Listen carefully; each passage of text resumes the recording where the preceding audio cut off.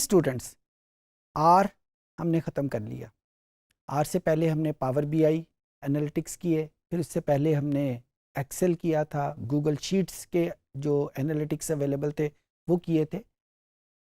Tableau एक नया software है, लेटेस्ट सॉफ्टवेयर होने की वजह से जो फैसिलिटीज़, जो एनालिटिक्स ये प्रोवाइड करता है, जो पहले हमने एनालिसिस किए, जो टूल्स हमने कवर किए, उनमें वो एनालिटिक्स अवेलेबल नहीं है। अगर हम इसकी वेबसाइट पे जाएं तो ये क्लेम करता है कि ये विजुअलाइजेशन बेस्ड एनालिटिक्स प्रोवाइड करता है। पावर बीआई विजुअलाइजेशन तक रुक जाता है, एक्सेल विजुअलाइजेशन कर ही नहीं सकता, सिर्फ एनालिटिक्स तक होता है। जो हमारे पास आर है, प्राइमरीली ये सॉफ्टवेयर ही एनालिटिक्स का है, बैक हैंड के ऊपर जो एनालिटिक्स हम कर रहे होते हैं। जो टैब्ल्यू है वो प्राइमरीली सॉफ्टवेयर है कि विजुअलाइजेशन बेस्ड एनालिटिक्स हम कैसे करेंगे।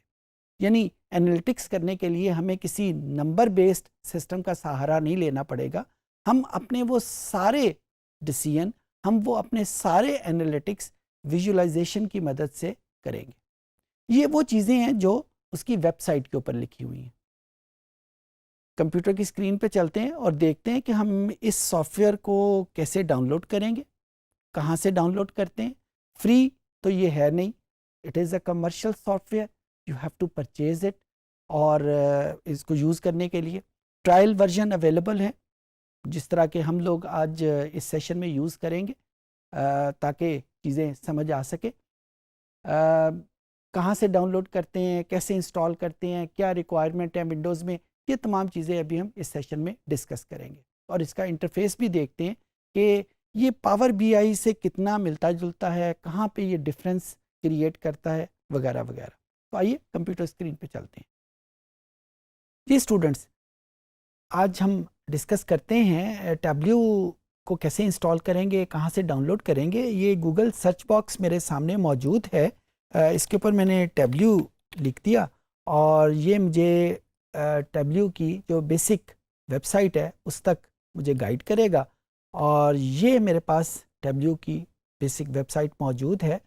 जैसा मैंने अभी आपको बताया कि it is commercial package, purchase करना पड़ता है। ये वो आइकन है कि जिसको आप क्लिक करेंगे तो ये आपको उसको डाउनलोड करने में मदद करेगा। आपको अपना प्रोफाइल यहाँ पे डेवलप करना पड़ता है, जब अपना नाम, अपना एड्रेस और किस पर्पस के लिए आप इसको डाउनलोड कर रहे हैं वो सारा आपको ये प्रोवाइड करना पड़ता है। फर्स्ट ऑफ ऑल ये आपको एक फ्री डेमो डाउनलोड करने देता है जिसको आप 14 डेज़ तक चला सकते हैं, और फिर आपको अगर फर्दर आप यूज़ करना चाहें तो फिर आपको इसको परचेज़ करना पड़ेगा। ये इस वक्त जो एनालिसिस हम कर रहे हैं वो इसी ट्रायल वर्जन के ऊपर कर रहे हैं और इसी यहीं से हमने इसको डाउनलोड किया है। और जब आप इसको डाउनलोड कर लेंगे, हाँ एक बात बताना बहुत ज़रूरी है कि टैब्ल्यू सॉफ्टवेयर विंडोज़ प्लेटफॉर्म और मैक प्लेटफॉर्म दोनों के लिए अवेलेबल है। लिनक्स के लिए इस वक्त इसका कोई वर्जन अवेलेबल नहीं है।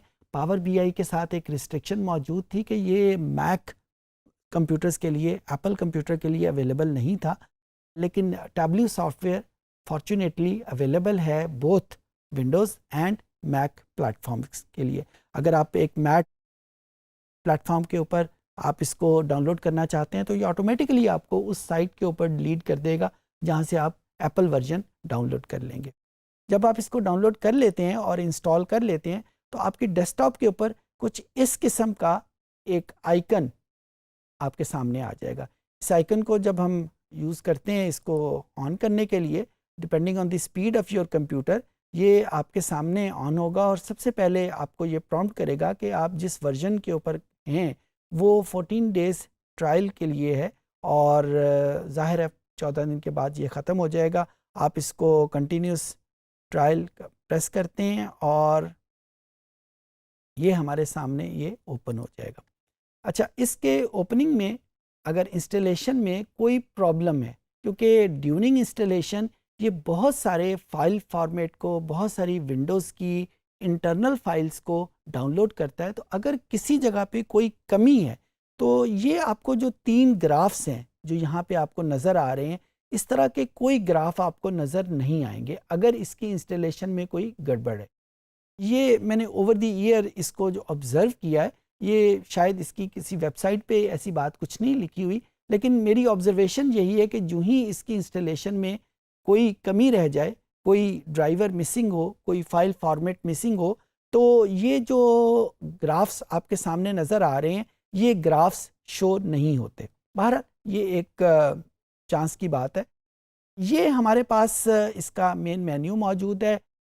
फ़ाइल फॉर्मेट जो ये यूज़ कर सकता है, ये वो फ़ाइल फॉर्मेट हैं, और मोर के नाम के ऊपर हमारे पास और भी बहुत सारी फ़ाइल फॉर्मेट हैं जो ये डाउनलोड कर सकता है। ये डायरेक्टली सर्वर से डेटा भी पिक कर सकता है, यानी आपका डेटा अगर किसी हार्ड फॉर्म में आपके कंप्यूटर में मौजूद नहीं है बल्कि सर्वर के ऊपर मौजूद है, क्लाउड बेस्ड कंप्यूटिंग आप कर रहे हैं, तो वहाँ से भी डाउनलोड कर सकते हैं। लेकिन उस किस्म की कंप्यूटिंग के लिए आपको लाजमी तौर के ऊपर इसका लाइसेंस आपके पास होना चाहिए, यानी ट्रायल पीरियड के ऊपर आप उसको क्लाउड से डेटा पिक नहीं कर सकते।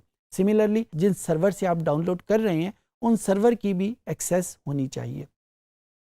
मैं इस वक्त यहाँ पे यूज़ करूँगा, इस जो ही आप इंस्टॉल करते हैं ये 2 सैम्पल फाइल साथ इंस्टॉल कर देता है। आप भी जब इंस्टॉल करेंगे तो ये 2 सैम्पल फाइल आपके साथ आ जाती हैं।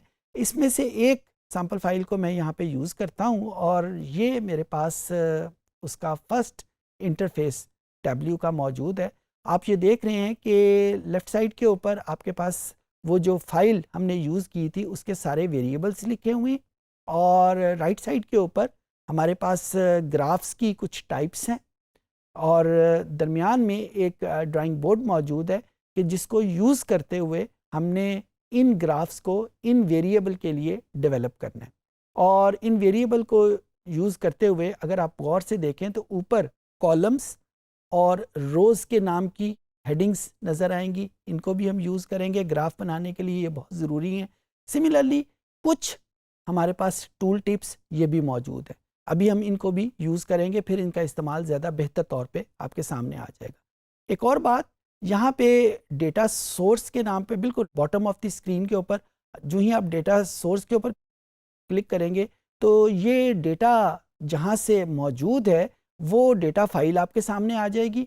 उस डेटा के साथ साथ ये डेटा कहाँ से आया है ये एक स्ट्रक्चर भी आपके सामने होगा। प्राइमरीली ये हमारे पास 3 डेटा फाइल्स हैं, एक का नाम ऑर्डर्स है, दूसरे का नाम पीपल है, और तीसरे का नाम रिटर्न्स है।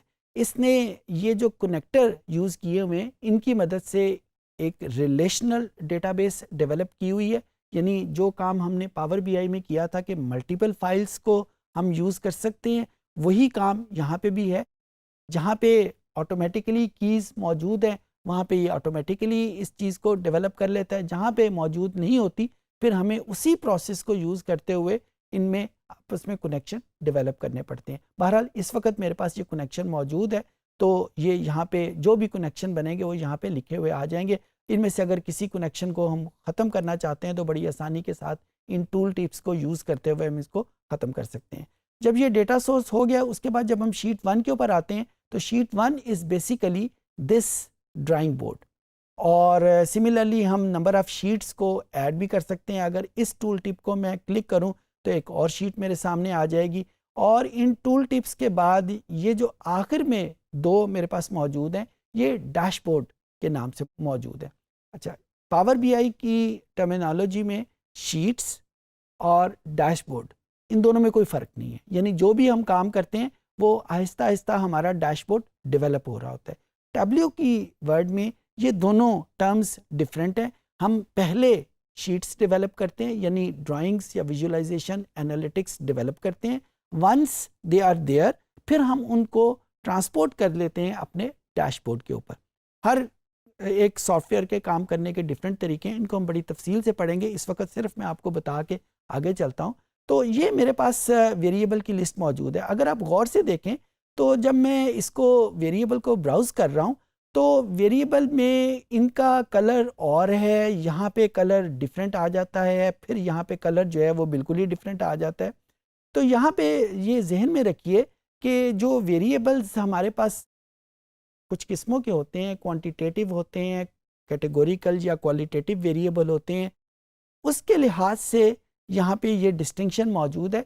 जिनको हम आम जुबान में क्वांटिटेटिव वेरिएबल कहते हैं, उनको टैब्ल्यू की ज़ुबान में मेजर्स कहते हैं। अगर आप यहाँ पे गौर से देखें तो आपको यहाँ पे ये मेजर्स नेम के नाम का एक आइकन, एक छोटी सी हेडिंग बनी हुई नज़र आ जाएगी। दिस बेसिकली इंडिकेटिंग कि all the variable which are listing underneath are all quantitative in nature.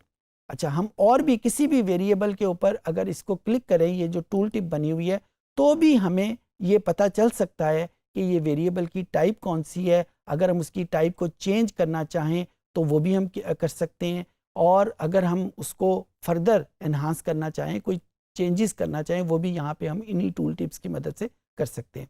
अच्छा, जिन वेरिएबल को आम तौर पे हम क्वालिटेटिव वेरिएबल बोलते हैं, उनको टैब्ल्यू की ज़ुबान में हम डायमेंशंस बोलेंगे। ये तमाम वेरिएबल या तो डायमेंशंस हैं या हमारे पास मेजर्स हैं।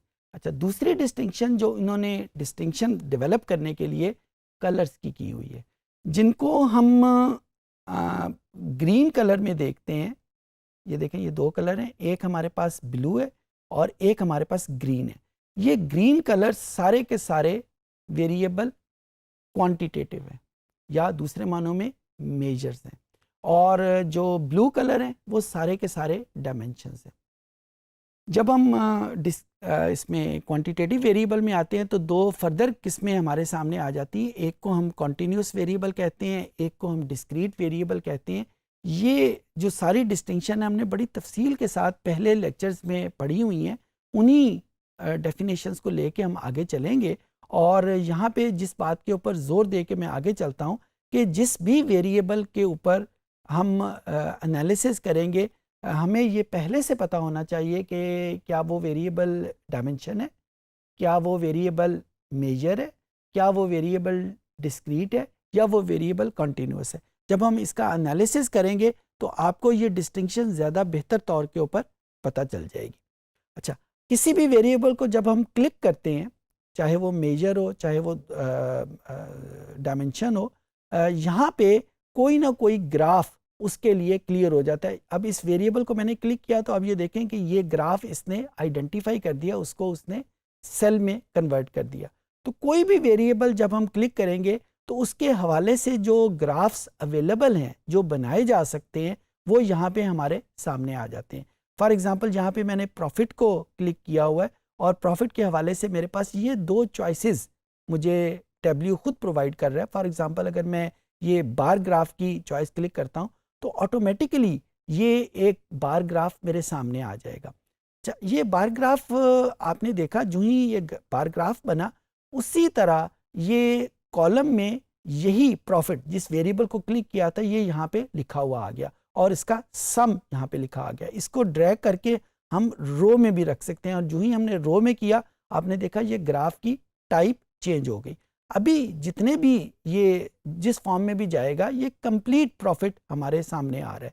जब हम इसको किसी और वेरिएबल, किसी और डायमेंशन के रेफरेंस से सेग्रीगेट करेंगे, इसके कंपार्टमेंट करेंगे, इसकी डिफ्रेंसिएशन करेंगे, तो ये ग्राफ जो है वो ज़्यादा एक्सप्लिसिट हो जाएगा। फॉर एग्जांपल, सेगमेंट एक वेरिएबल, इसको मैंने माउस की मदद से ड्रैग करता हुआ अगर मैं कॉलम के ऊपर लेके जाता हूं तो आप ये देखें कि ये ग्राफ ऑटोमेटिकली चेंज हो गया। ये तीन वो सेगमेंट है, और ये उस हर सेगमेंट का अलहदा अलहदा सम ऑफ द प्रॉफिट है।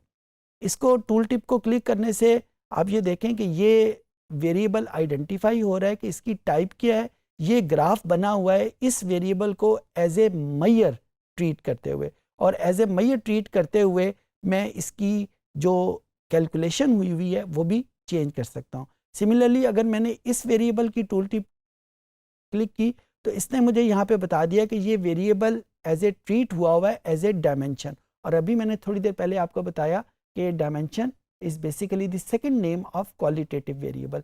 सो इस वक्त जब ये ग्राफ बन रहा है, वो इस सेगमेंट को एज ए क्वालिटेटिव या एज ए डायमेंशन ट्रीट कर रहा है, और दूसरे जो वेरिएबल प्रॉफिट है उसको एज ए मेजर ट्रीट कर रहा है। मेरी वोकैबुलरी अगर आप गौर से सुने तो मैं ये कह रहा हूँ कि इस ग्राफ को बनाते वक्त वो इसे एज ए डायमेंशन ट्रीट कर रहा है या एज ए मेजर ट्रीट कर रहा है। इसका मतलब है कि ये डाउन द रोड एनालिसिस के दौरान इसकी टाइप्स हम चेंज भी कर सकते हैं। फॉर एग्जांपल हम यहाँ पे इस वेरिएबल, ये जिस वेरिएबल को इसने मेजर ट्रीट किया हुआ है, अगर मैं इसको डायमेंशन में क्लिक करता हूँ तो आप ये देखें ग्राफ की टाइप भी बदल गई और इसकी टोटल नेचर चेंज हो गई।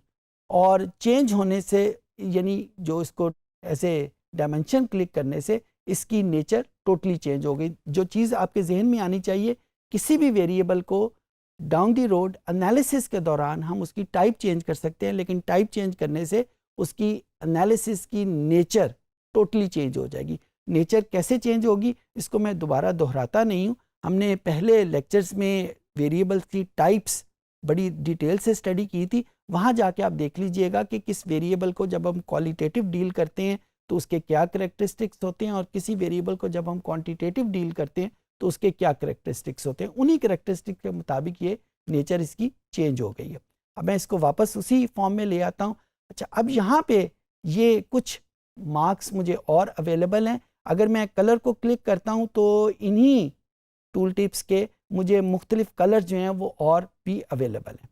सिमिलरली अगर मैं इसी तस्वीर में एक और वेरिएबल एंटर करना चाहता हूँ, लेट्स से मैं यहाँ पे उसकी ये प्रोडक्ट जो है वो इसको यहाँ पे क्लिक कर देता हूँ।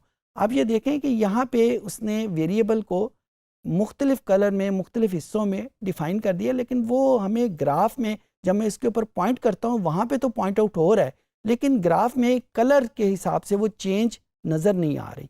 तो यहाँ पे ये देखें इस कैटेगरी के साथ हमारे पास ये एक टूल टिप छोटी सी मौजूद है, इसको क्लिक करें और यहाँ पे कलर के बटन को प्रेस करें तो अब ये देखें ये मेरे पास वो जो कैटेगरीज़ हैं यानी जो उसकी प्रोडक्ट की कैटेगरीज़ हैं वो मेरे पास डिफरेंट फॉर्म में डिफरेंट कलर में क्लियर हो गई। तो अब ये एक ही ग्राफ में हमने 3 वेरिएबल सामने रख लिए। मैंने कोशिश की है कि मैं आपको एक ओवरव्यू दे सकूं इस टैब्ल्यू का। डिटेल एनालिसिस तो अभी फर्दर सेशन में होता रहेगा, तो ये मैंने एक ओवरव्यू आपको दिया है कि मुख्तलिफ वेरिएबल कैसे प्ले कर रहे होते हैं, उनकी टाइप्स क्या हैं वगैरह वगैरह। उम्मीद है चीज़ आपको समझ आ गई होगी। स्टूडेंट्स, आपने देखा कि टैब्ल्यू जो कि एक नया सॉफ्टवेयर है, विजुअलाइजेशन बेस्ड एनालिटिक्स ऑफर करता है। कैसे हम इंस्टॉल करेंगे, क्या चीज़ें हमें विंडोज़ में रिक्वायर्ड हैं और हम इसको इंस्टॉल करते वक्त किन किन चीज़ों का ख्याल रखेंगे। उम्मीद है चीज़ें आपको समझ आ गई होंगी।